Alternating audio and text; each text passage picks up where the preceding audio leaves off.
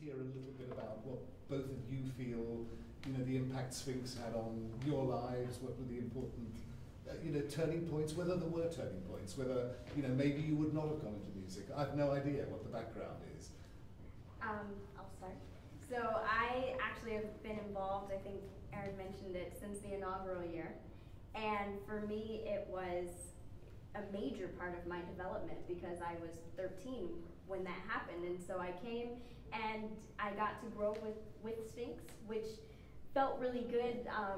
Of course, it was a lot of fun, but I think also as a musician, it gave me many opportunities that I can honestly say I would otherwise not have had.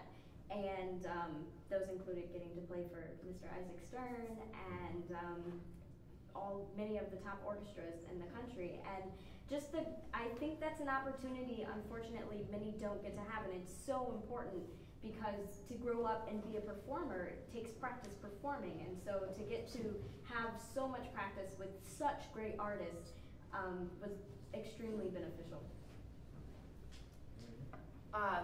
For me, in a way, I guess I sort of came into Sphinx by accident. I had always known that I wanted to be not only a violinist, but a soloist. I just had it in my brain. I really want to be a soloist. And there was from the issue of ethnicity, I had never really thought of myself as Hispanic or Mexican. I mean, I knew that I was, but it just wasn't something that I gave any thought to, really.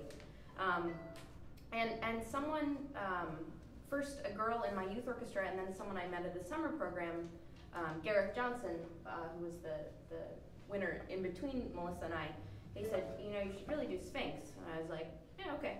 I guess I qualify.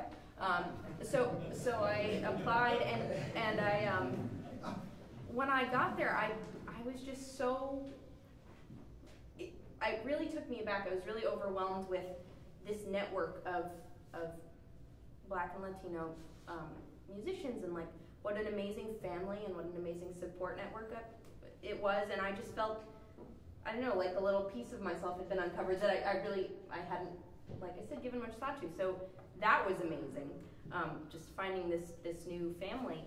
And then, like Melissa said, I mean, the opportunities that were presented right off the bat, it gave me a taste of this solo life I'd always dreamed of, and further fueled the fire.